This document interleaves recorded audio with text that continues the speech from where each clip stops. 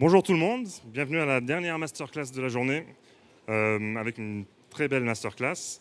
For those English speakers, don't worry, you've got the headphones which will translate into English. Et parce qu'Angus parle en anglais, pour les Français, pareil, les casques, il faudra juste essayer la chaîne 1, c'est en français, and channel 2 is in English, okay? And so we've got a very nice panel of guests here. We got Serge and Angus from Whiskey Fun. And the idea here is to celebrate the 20th anniversary of Whiskey Fun. And of course, Christine Lambert, journalist at Whiskey Magazine, who is going to kind of lead this tasting with us. Je te passe le micro. Okay, just Angus, if I speak French, do you have the translation? We're just. Why are you wing wearing a cask? I can just make French noises like I understand. Okay. Okay. C'est pas problème. Ok. Et dans l'assemblée, tout le monde parle français? Everybody speaks French here? Okay. So if we see one person nosing number 4, out. You're not supposed to nose number 4, okay? Until the end. Understood. Okay. That's why the. Okay, so everybody knows these guys, Sponge and Fun. Their first names is Whiskey, both of them. And they're going to try a blind tasting. It's a first for the Whiskey Life Paris. So number 1, and then you're supposed to talk in between. In between. So yeah. With our mouths. Let's try number 1, drum number 1, everybody. We've got a first question, and the main question is to the... Oh, sorry, je vais le dire en français, pardon. On a une première question importante, c'est pourquoi, alors que les organisateurs nous ont promis des whiskies spéciaux, pourquoi on nous a mis des... Non mais franchement, ça n'a pas beaucoup de sens. Mais c'est pas grave, on vous pardonne, vous débutez, c'est normal.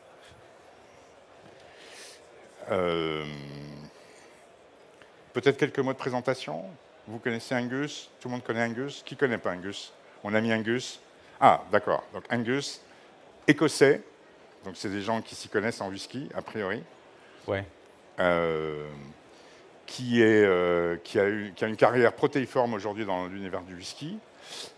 Moi, je l'ai rencontré pour la première fois. Il était guide à Ardbeg. Ouais. C'est lui qu'il fallait soudoyer pour avoir 2 bouteilles de 1976 single cask, etc. Donc, voilà. Il a pris de l'importance du coup. Et puis voilà, ça c'est Angus. Et puis on est devenus amis. Et depuis, il écrit assez souvent sur Whiskey Fun, des notes de dégustation le samedi, que je vous conseille de lire parce qu'elles sont plus amusantes que les miennes. I'm relying on these guys' faces to tell me if you're lying. You're also blogging for the Whiskey Sponge blog. Yes, since one about 2013. One of the most hilarious blog, I must say. Thank you very much. Yes, I try to make it reasonably entertaining, modestly entertaining. Most of us in France don't understand shit to I think most English speakers don't understand what I'm saying anyway. either, so thank you. And one thing he said yesterday is that you found his name. His blogging Well, name.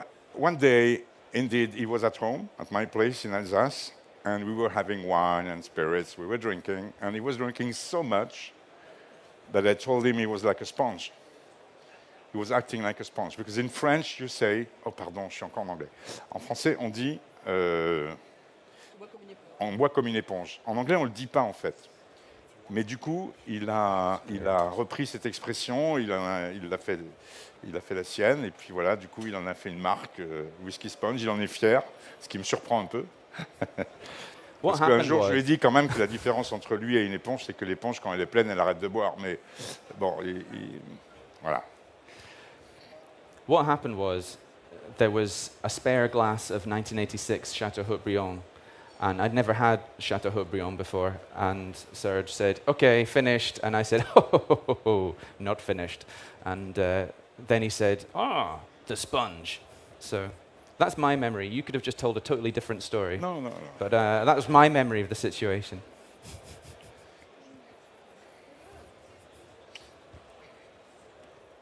Tout le monde a son premier verre. C'est ça, on passe à la dégustation des premiers. Alors, nous ne savons pas ce que c'est, hein, pas du tout. C'est le principe de la dégustation à l'aveugle. Classic refill bourbon hogshead.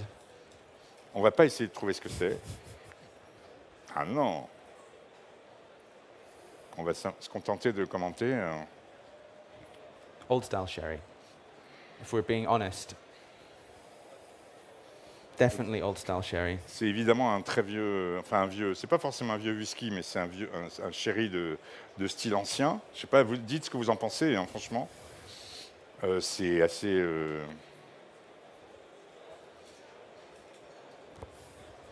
c'est presque un peu acide, hein, je sais pas, enfin... Would you also say a little peat? Oui, il y a une tourbe aussi derrière, c'est vrai. Qu'est-ce que vous en pensez? Je vais poser des questions. Qu'est-ce que vous en pensez? Vous aimez?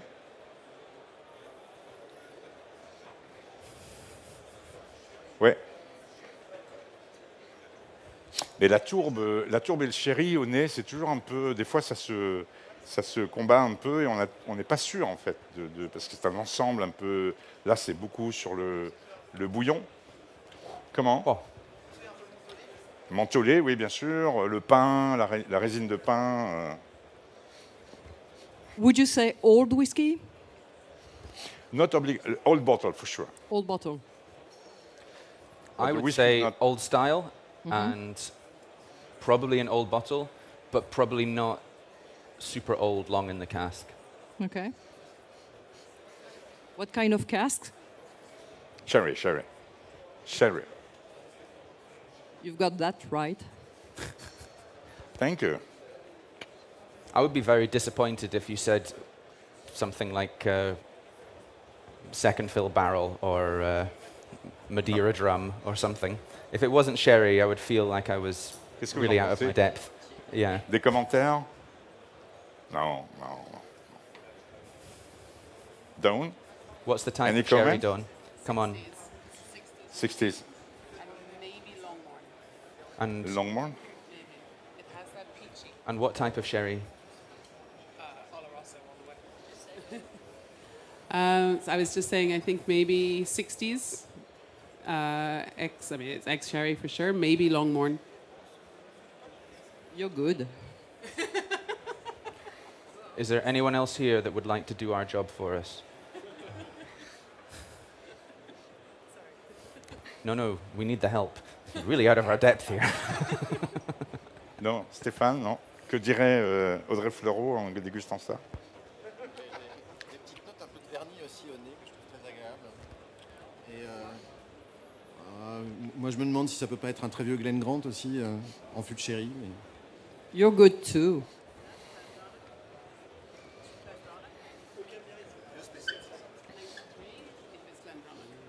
Nicolas? 93s, if it's Glendronach. Alors, Nicolas, qu'en penses-tu? Wait a minute. These guys back here look like they know something. Hang on. These are the guys who know.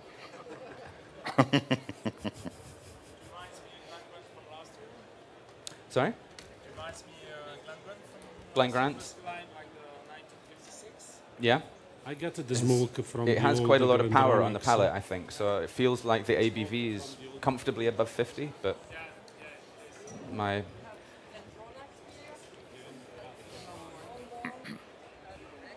En tout cas, il s'arrondit pas mal. Au début, il est un peu sur la sauce soja, tout ça, il est très sec.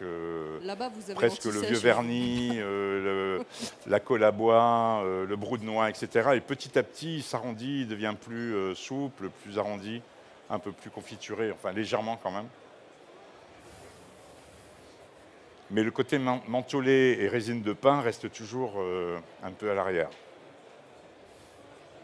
To me, it's a profile of whiskey where the concentration of the sherry and the peat come together in a way which creates quite an impression of tar, like this very old liqueur, Clerc-Croissant, or natural tar extract. You get this quite resinous, quite herbaceous, tarry profile, which is reminiscent of some very old liqueurs in bottle. It was something that you find with many old sherried whiskies like this.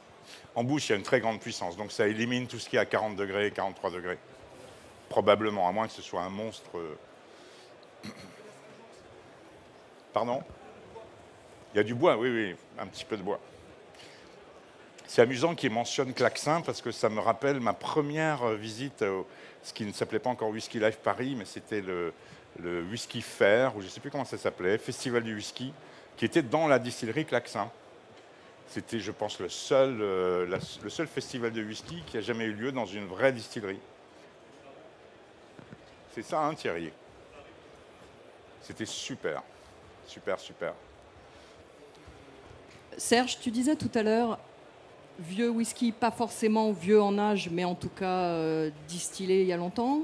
Tu expliques quelle différence tu fais entre vieux whisky et Oui, distillé mais longtemps? le compte d'âge d'un whisky, c'est le temps passé en chêne, en fût de chêne. Donc, on trouve aujourd'hui, notamment chez des embouteilleurs italiens comme Samaroli, paix à son âme, des whiskies qui n'étaient pas très vieux au moment où ils ont été embouteillés, mais qui, après 30 ans maintenant, 40 ans, 50 ans, voire plus de temps en bouteille, ont ajouté à leur temps de vieillissement en fût un temps en bouteille. Alors c'est controversé, parce qu'évidemment, en général, les gens n'aiment pas trop ça. Enfin, les gens dans le business du whisky préfèrent dire qu'un whisky est intact et ne bouge plus une fois qu'il a été mis en bouteille. Moi, je ne pense pas que ce soit vrai, mais c'est ce que d'ailleurs Samaroli lui-même ne pensait pas ça non plus.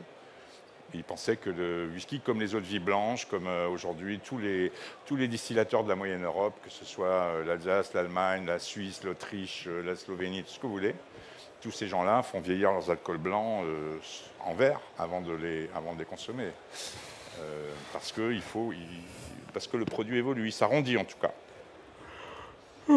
Qu'est-ce qu'on doit faire maintenant? Yeah, sorry. Angus, I'm just mostly terrified that it's a modern whiskey and everything I've been writing and saying about whiskey for the last 15 years is suddenly null and void. Yeah. And So no what kind longer- of finish is it? It's a finish. Oh, really?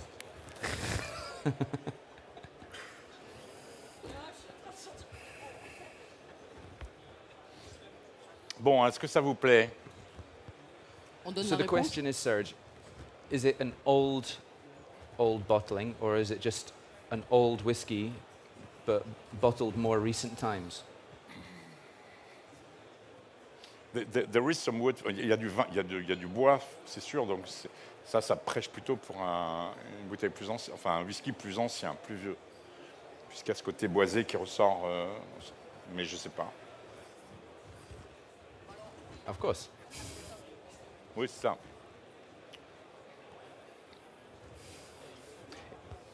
tout cas, il est très bon. On passe au suivant. Reminds me of some old Taliskers as well. Old G&M Gordon Talisker MacPhail. profile, or the Cadenhead 57 Dumpy Talisker reminds me of that in some ways as well.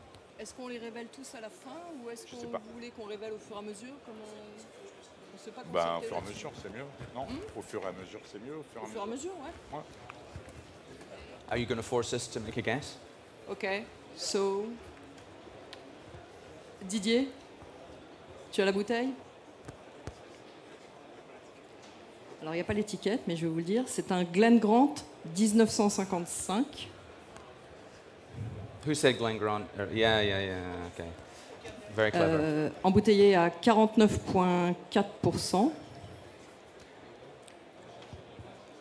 I'd just like to point out that several of the whiskies we mentioned were also bottled by Gordon and MacPhail, so I think that counts as a win for us. Tu me disais que c'était un Gordon and MacPhail pour vous? Donc, il a été embouteillé il y a quelques jours, à quelques jours du Whisky Live. Hein. Donc c'est un 1955 de 67 ans, à près de 50 degrés. C'est adorable d'avoir choisi un whisky plus vieux que moi. Merci Thierry. Merci Thierry. It's very, very good. Très bien. Donc c'est la première fois que tout le monde goûte ce whisky par définition, sauf les sélectionneurs de la maison du whisky. Donc on ne pouvait évidemment pas le reconnaître. Ça y est, une bonne excuse. Mais il s'ouvre, hein. Ouais, quand il s'aère, il commence à parler. Hein. Now that I know what this is, I suddenly have a lot of very accurate opinions about it, and I'm willing to tell you them now. Yeah, classic old Glen Grant from the 50s when they had a little more peat in the distillate. Very harmonious, very beautiful, and in keeping with several other bottlings similar by G&M. It's amazing we didn't guess it straight away. Usually when you try very, very old whiskey, I mean older than 40s or 50s, do they rate very well in tasting notes or? No, I don't think so. I think they rate, if they're lucky, they rate around 90, 91, 92, but often the palate is the one that lets down. Ah, oh yeah, please. Thank you so much. So it's a delight. It's a delight for the first whiskey on the table to be something that I recognised because I had some samples which I sent to Jerry, which we then selected for this. Yeah, 1955 Glen Grant, classic old G&M style. And I don't think I'll be anywhere near as smug for the rest of the whiskies as I was for this one because I'll have no idea like this. But thank you and Slàinte. Cheers. Thank you so much. C'est sympa. But in answer to your question, Christine, I don't think that the old whiskies generally hit the same kind of heights that amazing whiskies in their teenage or 20s hit. But when you find something really exceptional, like some of the Glen Grant by G&M from the 50s, like this, they can go higher, in my view. But you need freshness on the palate, and that's something they most old whiskies tend to lack, is power and freshness, in my view. Serge, c'est pareil? Comment? Tu rejoins? Oui, je rejoins toujours. Eh ben alors, numéro 2. Monsieur Valentin, est-ce que vous, les Angus, est-ce que vous pourriez nous donner une idée de la note que vous auriez mis sur une dégustation de Glen Grant? Oh non. Il faudrait donner une note, il faudrait le déguster avec d'autres Glen Grant, les comparer, enfin pour moi en tout cas, et Angus aussi, je le sais. Ou d'autres. Non, donner une note comme ça, ce serait vulgaire. Pardon, mais enfin pour moi. Ah oui, bien sûr, plus de 90, comme l'a dit Angus avant, ça c'est sûr.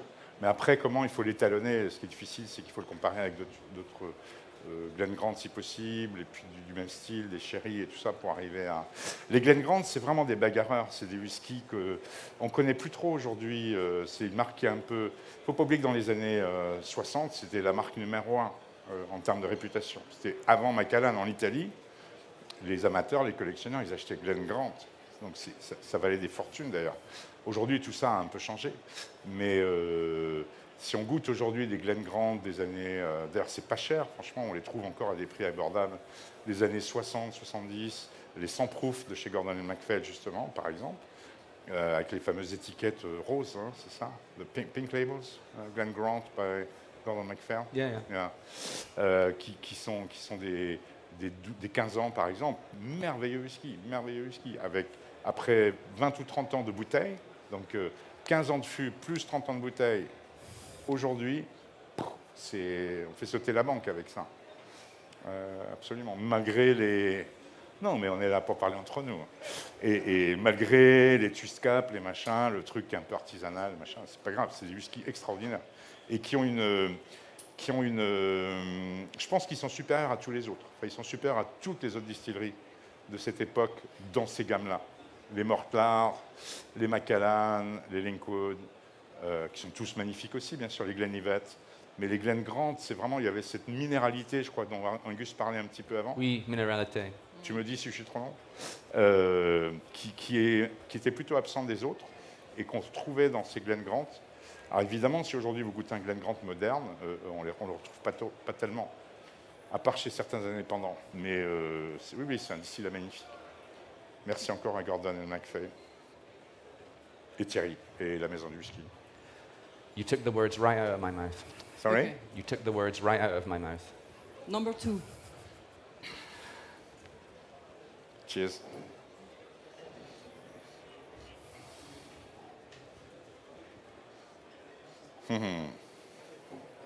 My immediate feeling is that maybe it's not old whiskey, but a newer whiskey. Maybe not even Scottish. I don't know.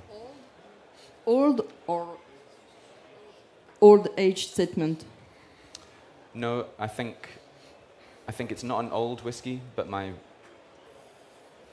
don't know. I'm going to tie myself in knots here by going out and committing to anything, but there's something about it which feels like maybe it's just a very interesting, more modern whiskey. Perhaps not even a Scottish whiskey. No, it's a Scotch. It is a Scotch? It is Scotch. Okay. Vous avez des opinions? Pour moi, ça se reconnaît, mais bon, voilà, je suis un peu partial. Partial ou partiel, je sais pas. Des opinions? Des opinions? Opinions? Opinions? Opinions? Non? Est-ce que vous sentez par exemple, de la cire d'abeille? Qui sent de la cire d'abeille? Oh, okay. No, the palate changes the story. Qui sent du cédrat confit, de la liqueur corse qu'on boit avant de prendre le ferry sur le port de Bastia?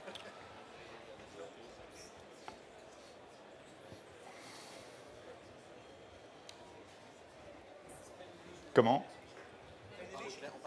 Ben, c'est pas impossible. Hein. Mais on n'est pas en train de jouer le jeu de la devinette, mais c'est pas impossible.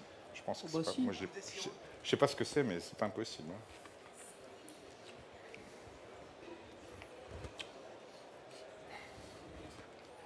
What does London say? London is coughing. Okay, okay, okay.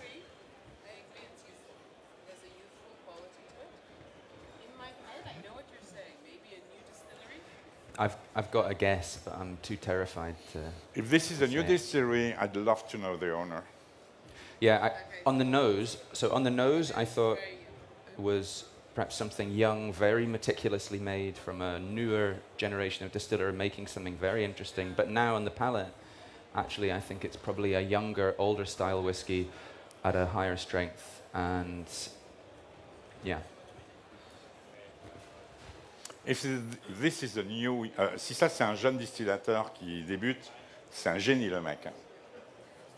No. Is this a new NAS Macallan? Is that what you're suggesting? Okay. Whiskey fund over after 20 years. Des opinions? Non. Pas d'opinion, pas d'opinion. Ah. I bet it's all Breval. Sorry? I bet it's all Breval. Breval. Yeah. Breval. There are some good ones. Very brave guess, Breval. Did you try the latest new second generation brewer? No, not yet. I don't think even Serge tried the new Brora distillate yet. No. No.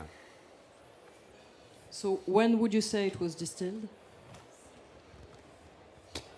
Maybe early 70s, late 60s, this profile. Early 70s, right? Possibly. So I tell you what it reminds me of.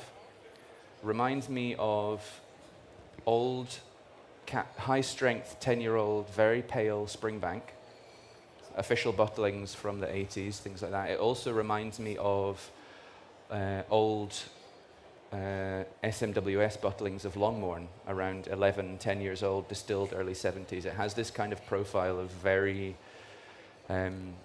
quite high top trebly white fruits and little exotic fruit notes and lots of wax and paraffin and olive oil, this kind of profile which really speaks to. It's more on the palate than on the nose. The nose is shy, but the palate has much more assertiveness of character. Et je trouve qu'il y a une évaporation incroyable dans cette salle. Les verres s'évaporent, c'est incroyable. Non, moi j'adore ça, c'est mon style préféré de whisky, donc voilà. Bah écoute, c'est ton anniversaire, donc on l'a un peu choisi pour toi, celui-ci. Si tu le reconnais pas, on va se sentir vexé. J'ai pas dit ça, mais je veux laisser les gens formuler leur opinion. Vas-y. Non, tu l'avais tout à l'heure. Oui, tu l'as reconnu tout de suite en plus. Oui, mais que chacun s'exprime. Okay, 5-year-old drunk C'était juste Weech. un millésime 72 ou 74. 73. Eh ben voilà. Voilà. 73? On fait une bonne moyenne. 73. Bro. Ouais, sérieux. C'est le Preston Field ou le Preston Field, Clynelish. Oh, so the one we saw someone smuggling into the tasting in the jacket 5 minutes before the tasting. Oh, yeah. Ouais. Dull. Bon. Oh, thank you very much. Oh, fantastic. Excellent, excellent, magnifique. Cheers, Ça, Thierry. c'est vraiment un de mes whisky préférés. Il y avait une trilogie, il y avait un ou deux Preston Field et soit un Preston Field et deux Signatory ou deux Preston Field et un Signatory, je ne sais plus.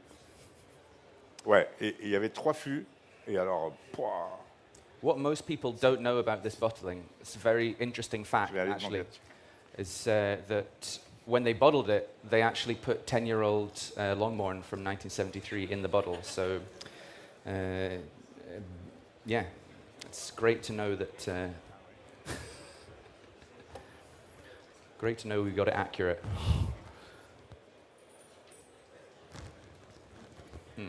Serge, Oui. Yes. Very beautiful. Yes. est-ce que l'âge, ça compte? Enfin, je connais la réponse. Tu veux dire pour dans vous, le mais whisky ou dans les... Dans le Bah, whisky? toi, tu as 20 ans, ça va. Mais whisky-wise, L'âge, does est-ce age matter? Ouais, And does if age matter? yes, because Obviously. you are going to answer yes, why? Ça, c'est vraiment la...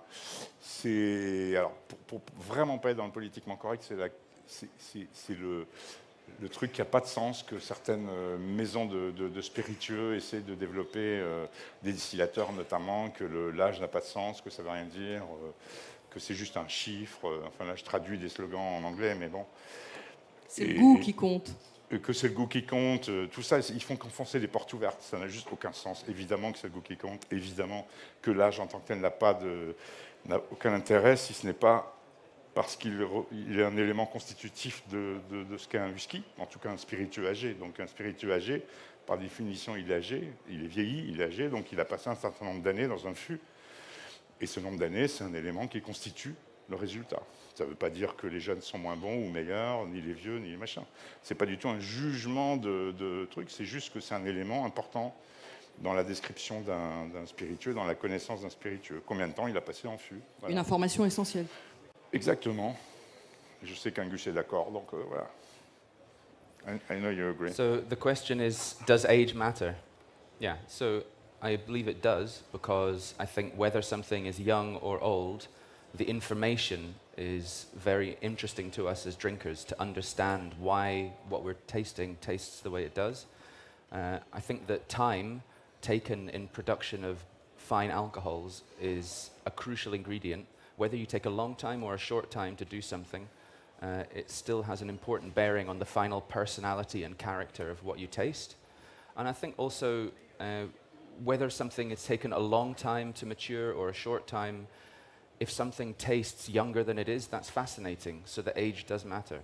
Whether it tastes much older than it is, it's also fascinating. So the knowledge, the information about what you're experiencing is very important, I think. So I totally believe. I hope I didn't just contradict everything you just said, but No, not at all. But I think. En général, quand vous voyez qu'un spiritueux sur lequel il n'y a pas la mention de l'âge, soit c'est un spiritueux qui n'est pas vieilli, très bien, pas de problème, soit c'est un spiritueux vieilli qui est très très jeune.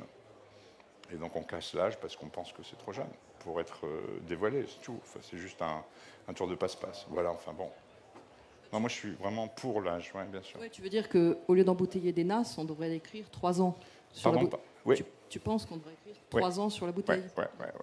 Je l'ai fait d'ailleurs, j'avais fait une blague du 1er avril il y a quelques années, pas mal d'années, où j'avais dit qu'il y avait une nouvelle loi, c'était pour rigoler, le 1er avril, qui disait ça, exactement ça, que dorénavant, tout whisky doit avoir soit un âge réel, soit 3 ans. Bon. Eh bien, numéro 3 alors. Ça s'est pas fait, mais tant mieux, peut-être. Numéro 3.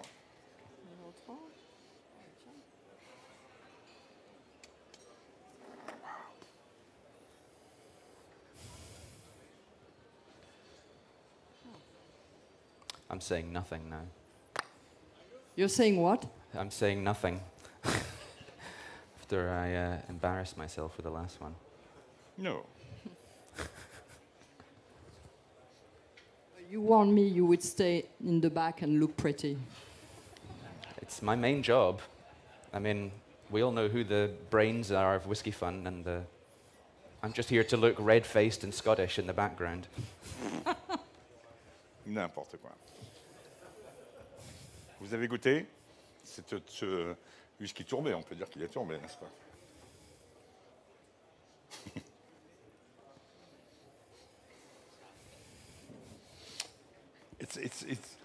They're not. Ils sont pas. Il est pas. Sorry. They are not easy to differentiate in some Ardbeg, Laphroaig, Lagavulin. It looks like it's obvious, but it's not always obvious. Sometimes you're not sure.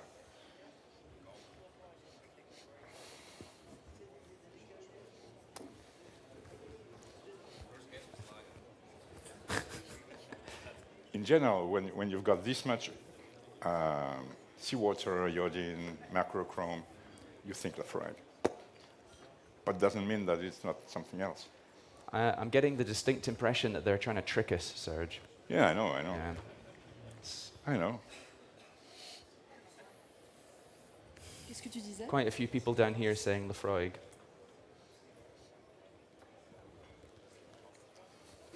Any ideas? Des idées, pardon, des idées. On récolte les idées. Ouais. Laphroaig aussi. Vous pensez que c'est Laphroaig? Vous pensez que c'est Laphroaig? No. I think it's heavily peated Speyburn.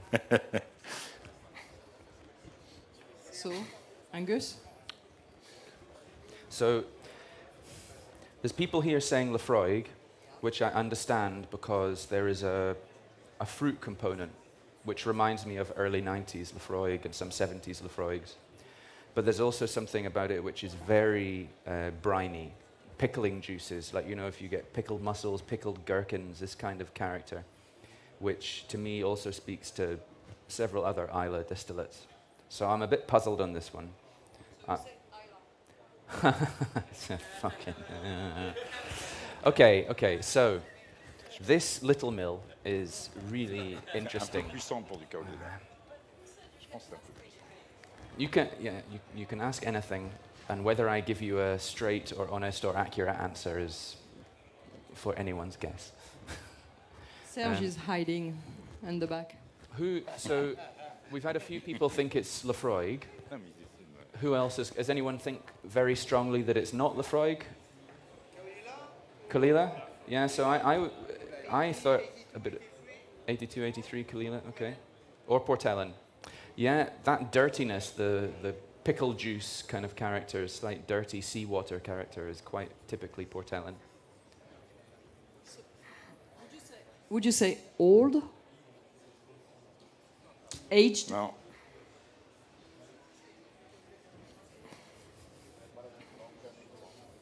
Je peux. Do you need water, by the way?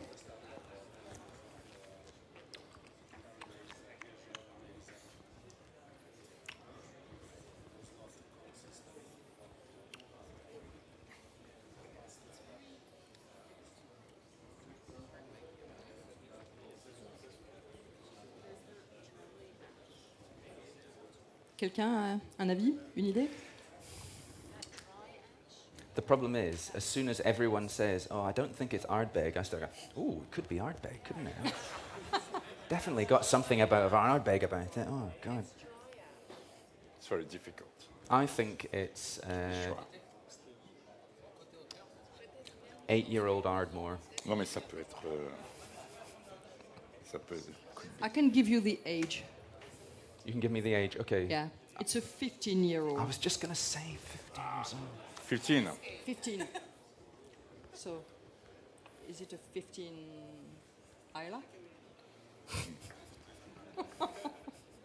I feel like I'm in a game show or something like that.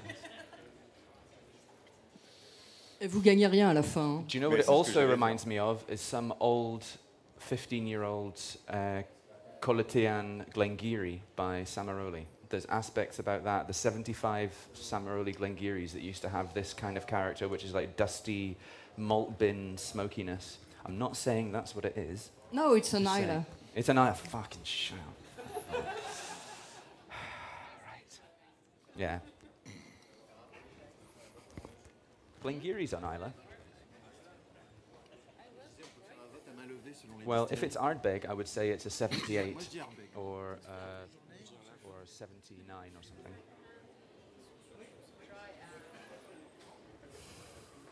He's playing it super cool. It's just. It would be an awkward mic drop. He'd have to take it off and just fucking chuck it. 15-year-old Octomore. I could tell you, but I haven't got any whiskey left. So. No, I'm joking. Qui pense que c'est Port-Hélène? Personne. Personne. OK. 15-year-old Islay. 15-year-old Islay. Heavily peated Bunnahabhain. They're quite dirty, so it could have that character. Should I end the torture or Yes. not? Yes, please. Yeah, do it. So this guy here was right. Kalila. Lafroig. Lafroig. Oh, everyone was right. It's first guess time. It's an artist, 15-year-old Lafroig. Yeah. One of the first artists, right? The first. 96. Yeah. Artist bottling. Makes sense. C'était notre premier choix, mais après, bon. C'est intéressant parce que ça montre à quel point il ne faut pas réfléchir. Donc en dégustation, la première sensation, c'est toujours la bonne. On ne fait qu'après, on fait qu'aggraver le reste. Ouais. Et donc là, évidemment, la première sensation, c'est Lafroig, évidemment. Il y a le côté médicinal, la teinture d'iode, les bandages, machin, bon, voilà, c'est Lafroig. Puis après, on commence à mettre la décision, la prédécision qu'on vient de prendre de nommer ça Lafroig, on commence à le mettre à l'épreuve du feu, quoi. C'est-à-dire, on cherche à penser contre nous, comme disait Schopenhauer. Pardon, c'est pas bon. Et donc, on se dit, ah ouais, mais et si c'était, voilà, Port-Hélène. Et si c'était Ardbeg, finalement, peut-être un Ardbeg pas trop goudronné, ce serait comme ça, et ainsi de suite. Et puis on part en live. En réalité, effectivement, il faut se... Oui, alors que spontanément, tu t'es dit Lafroig. Ouais. Bah ouais. My strategy is just to keep listing peated whiskies until... OK. Avant de passer au dernier, tiens, une question que je me posais, parce que quand même, Whisky Fun fête ses 20 ans. Ça fait combien de dégustations notées? Alors, ça fait, en whisky, ça fait, je crois, 17 000 à peu près. 17 000 whisky? Il faudrait que je vérifie. Alors, du coup, moi aussi, je suis allé vérifier. Et tu fêtes tes 20 ans, mais les plus vieilles notes remontent à 2003. C'est possible, oui. 2005. 2005. 4. 2004. Ouais. Ta honte des premières années, tu les as effacées de ton blog? Non, les premières années, en fait, c'était sur le site des Malt Maniacs. Et après, j'ai pas rapatrié les notes parce que je voulais pas, et puis je voulais pas que le même contenu se trouve partout ou à plusieurs endroits. Donc j'ai juste mis la liste dans mes index avec la note. Tu vois, c'est pour ça. Et c'est en italique si tu regardes bien. Donc tu as le whisky en italique avec une note, et ça c'est tout ce qui a été dégusté avant et qui est publié, je pense, toujours dans les sites des Malt Maniacs. Et sur les toutes premières notes de dégustation, donc j'ai vu que tu mettais le prix. Ouais. Bah ça aussi, tu as lâché l'affaire. Alors, j'ai lâché l'affaire pour plein de raisons. Parce que, premièrement, le prix est une influence qui n'est pas bonne. Quand on évalue n'importe quel produit, il ne faut jamais tenir compte du prix. Mais quel que soit le produit, que ce soit une voiture de sport, n'importe quoi, il ne faut pas penser au prix. Il faut commencer par évaluer le produit, qu'est-ce qu'il vaut. Et après, on se dit, combien je suis prêt à payer pour ça? Bon, d'accord, bien sûr. Mais au début, si on laisse le prix du produit nous percuter, on va complètement changer, je pense, de perception. Donc moi, je ne tiens pas compte du prix du tout. Que le whisky vale 10 000 euros ou 100 euros, c'est pareil. C'est juste pareil. Il ne faut pas changer.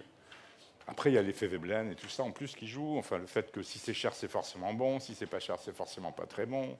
Ainsi de suite. Et ce qui n'est pas vrai, en fait. Donc il faut juste... Enfin, voilà. Angus, yes. Price doesn't matter. Price doesn't matter. That's what he said. When you have to buy the bottle. Everything's too expensive these days. Yeah. As a Scottish? Of course price matters, but there's only so much we can do about it. I think that people forget how much shit whiskey there is in the world and how little really, really great whiskey there is by comparison. And so the laws of supply and demand are what they are. I hope that in the next sort of 10 years or so, you start to see more and more really great newer whiskies coming on to the market, which are a little more accessible. And we start to see a redress in balance to the, I think, rather crazy pricing. I mean, I say that as someone who does bottling as well, and yeah, it's painful sometimes to put out things at the price you have to, but I'm not sure it's a phenomena which is going to last in the way it is right now forever. I'm not sure it's totally sustainable. So yeah, of course price matters for sure, because we love whiskey, but it's an incredibly painfully expensive hobby at the moment to be into. Il a raison dans le fait que 95% des whiskies disponibles sur la planète sont dégueulasses. Il n'y a pas d'autre mot, c'est imbuvable. C'est du torboyau, du jus de chaussette, ce que tu appelles ça comme tu veux. Enfin, et nous, ce qu'on boit là, ce qu'on voit ici sur les stands et tout ça, c'est déjà que 5%. Je dis 5 au hasard, c'est peut-être même pas 5, c'est peut-être 3%, 2% de la production mondiale de whisky. Alors si on tient compte des whiskies indiens, tout ça, je ne sais même pas. Mais si on se balade en Afrique, comme je le fais de temps en temps, et tu sais qu'on va acheter des whiskies en Afrique, les Passport, les VAT 69, je sais pas, des marques improbables, le Claymore, par exemple. Qui a déjà vu du Claymore ici? Bah, vous avez de la chance, hein. Franchement. Donc voilà. Ça rend aveugle? Lequel dis-tu? Ça rend aveugle? Ah bah ça rend aveugle, malheureusement pas sur les... Oui, enfin, ça rend aveugle peut-être sur les prix, je sais pas. Non, mais bref, Angus a tellement raison quand il exprime le fait que ça reste un marché très pyramidal. Même le mot marché n'est pas adapté, mais bon, très pyramidal, avec une pointe. Et là, on est assis sur la pointe, là, aujourd'hui, tous ensemble. Ça fait mal. Et encore plus à Whisky Live Paris. Je savais que tu avais la faire, mais voilà, je ne réagis même pas. Et ici, on est vraiment dans les 3%, 2%, 1%, je ne sais même pas, il faudrait s'amuser un jour. Trouver un stagiaire économiste qui s'amuserait à évaluer sur quel segment du marché, si on peut parler marketing, on se situe, ne serait-ce que ici à Whisky Live. Peut-être 1%, j'en sais rien. Tout le reste, c'est de la... Enfin bon, bref. Number 4. Comment? Numéro 4. Ah, numéro 4. Now you can nose.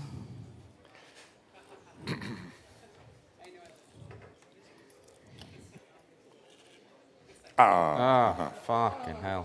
Okay. Fallait nous le dire, on aurait mis les chemises hawaïennes. At last, a cognac. Oh, sorry.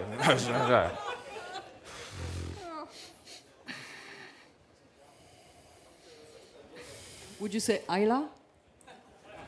Listen, I'm not saying a fucking thing after all the mistakes I've made the last 3 Soyez years. gentil avec mon livre.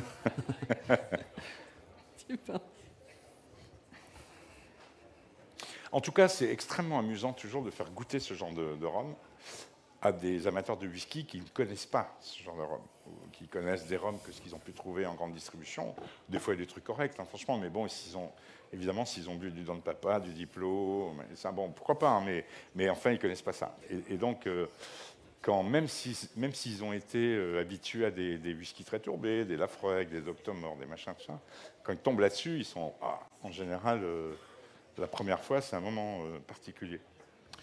All I'll say is Glenmorangie rum finish is getting more and more extreme these days. They really lost the plot. So you got it right. That's a rum finish? No, I'm being slightly facetious. I would probably peg this as a rum from a country in planet Earth. Well, okay, so obviously it smells Jamaican, but doesn't mean it is Jamaican based on the fucking spring Clynelish thing we had earlier.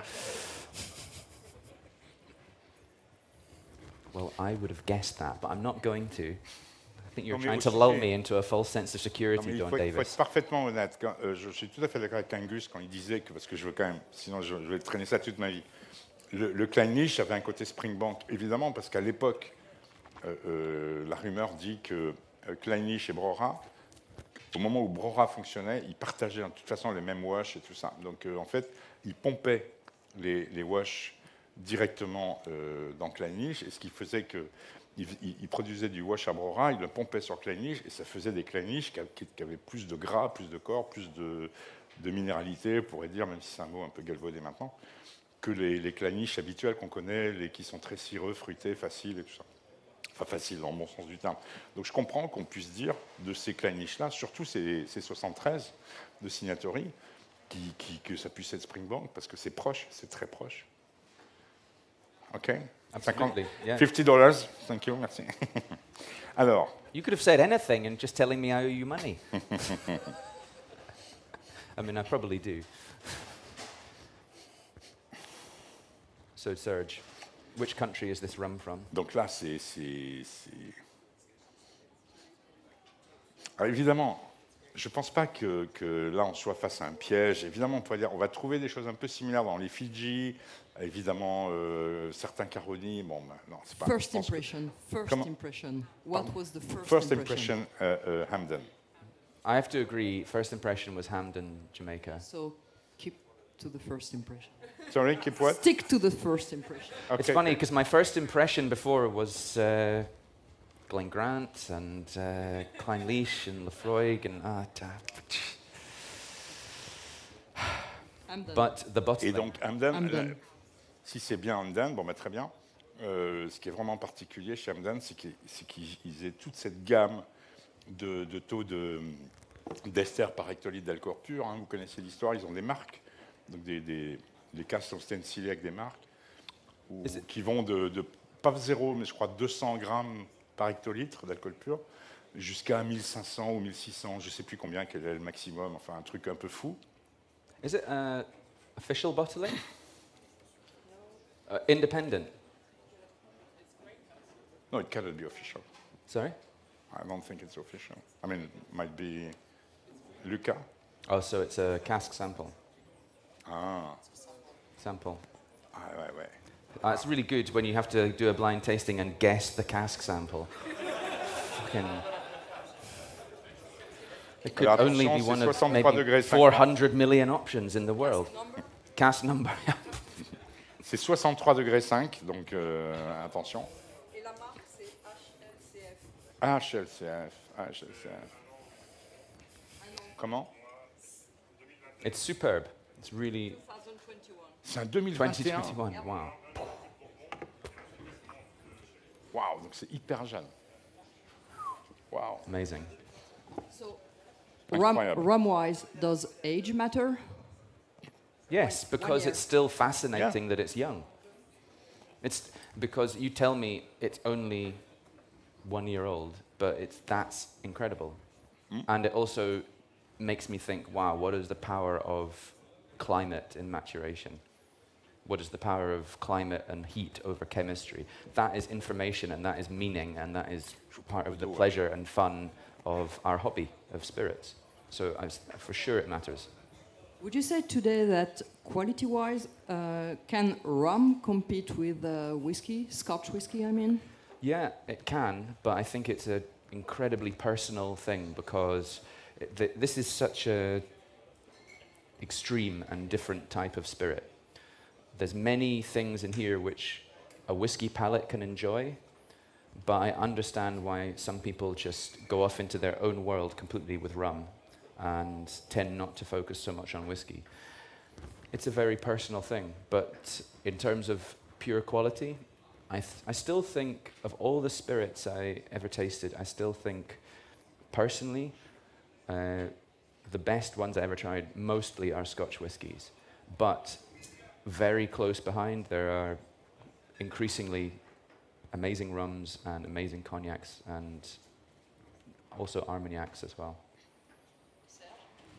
Est-ce qu'il y a des gens dans cette salle qui n'ont jamais goûté un rhum de ce genre? Ah oui, il y a des gens pour qui c'est une première, quoi. Donc ce style de... Ah, très bien. Très bien. C'est vraiment... En fait, la particularité, c'est la fermentation bactérienne. C'est le fait qu'il y a l'utilisation de ces fameux muck pits. Enfin bref, on ne va pas faire de la technique du tout. J'en serais pas très capable d'ailleurs, mais c'est ça qui crée ces goûts incroyables qu'il n'y a jamais dans le whisky parce qu'ils n'ont pas le droit. De toute façon, ils ne pourraient jamais s'amuser à faire de la fermentation bactérienne comme ça, même si beaucoup essaient de le faire. Beaucoup ont ça dans les plans, beaucoup aimeraient bien faire ça. Et du coup, ça fait un peu le jus de comment appelle-t-on ça, les petits concombres, le jus de cornichon, quoi. Enfin, c'est un côté acre. Et quelle était ta question, Christine? La question, c'était est-ce qu'aujourd'hui, en termes de qualité, tu penses que le rhum peut s'étalonner sur le whisky? Est-ce que le rhum peut s'étalonner sur le whisky? Ben, la notion de qualité, c'est arbitraire, donc il n'y a pas un arbitre de la qualité. Les mauvais, bon oui, d'accord, tout le monde est d'accord pour dire que certains sont mauvais. Après, ça devient vite une histoire de goût, une affaire de goût. Sauf si vraiment on a un professionnel, un super blender de chez Diageo ou de chez Pernod, machin, où on est vraiment dans la sélection pure pour les assemblages, tout ça. Mais sinon, c'est une affaire de goût. Et pour moi, oui, on est dans le territoire. De toute façon, la Jamaïque, c'est Islay. Enfin, c'est un peu idiot de dire ça, mais en réalité, c'est ça. Donc on va trouver, il y a 4-5 distilleries en Jamaïque qui représentent à peu près les 4-5 distilleries très tourbées d'Islay. C'est à peu près pareil. On va trouver entre, je sais pas, on pourrait se dire qu'entre Hamden et Werthy Park, on se retrouve dans le même combat qu'entre Laphroaig et Lagavulin. Peut-être que Clarendon, des fois, Manumask, c'est un peu Ardbeg. Enfin, ainsi de suite. On peut vite trouver des parallèles, des trucs. Après, c'est artificiel, évidemment. C'est juste de là. Donc moi, j'ai pas de. Pour moi, c'est le même univers. C'est vraiment pour moi les spiritueux âgés. Mais je suis pas écossais. J'ai pas la chance d'être écossais. Mais pour moi, un spiritueux âgé. Enfin, je veux dire pareil que bon, voilà. Tu peux pas avoir que des qualités non plus. Non, ouais. Merci beaucoup. On avait dit une bière, c'est ça. On avait dit un daiquiri. Non, mais que tous les spiritueux âgés, c'est le même univers, hein, que de toute façon, ils convergent. Quand ils vieillissent, quand ils sont bien élevés, quand ils ont bien fait tout ça, quand ils ont bien fait, ils convergent. Et si un jour on a le bonheur de faire une vraie dégustation à l'aveugle avec un très très vieux Calvados, un très très vieux cognac, un très très vieux whisky, un très très vieux rhum et je sais pas quoi, même j'en ai goûté récemment une très très vieille Slivovitz de Pologne, un truc incroyable, 47 ans d'âge. Mais tout ça, ça converge. Et on arrive dans un univers de cire, de bois, d'épices, de parfums, etc., incroyable, où on est proche et on commence à avoir du mal à les distinguer de toute façon. Donc voilà. Je crois qu'on peut s'arrêter sur ces mots. Qu'en dis-tu? Non, mais très bien. Écoutez, on est content avec Angus, donc on est en train de fêter un peu, enfin fêter moyennement, on y va mollo, hein, mais on fête un peu nos 20 ans.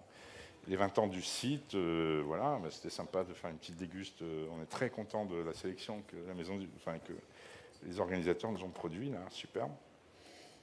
On a décidé de faire ça un peu low-key, quoi, enfin vraiment sans se casser trop la tête. Il n'y a pas vraiment de gloriole à en tirer ou quoi que ce soit, mais bon, c'est sympa en tout cas de célébrer, enfin de fêter plutôt, ce genre de micro-événement en buvant des choses aussi merveilleuses. Et l'ordre était vraiment génial. L'ordre, le choix de l'ordre était intéressant, très, très malin. De démarrer avec le vieux sherry pour embrayer avec le Kleinisch un peu nerveux derrière, c'était malin. Après, le Laphroaig, qui n'était pas un monstre, qui était très très bon, mais qui n'avait pas un coffre énorme. Et après, le coup de poing du Hamden, c'est intéressant. C'est très intéressant, quand on fait une dégustation, de construire comme ça une progression qui peut passer par des hauts et des bas, des montagnes russes. Ça, c'était les montagnes russes. Et ça, c'est ça le fun d'une dégustation aussi. Toi, tu as dit tes verticales, tu ne les construis pas comme ça, de toute façon, j'imagine. Mais je l'ai fait beaucoup au hasard. Les verticales, non. Les verticales, c'est l'âge, hein, en général.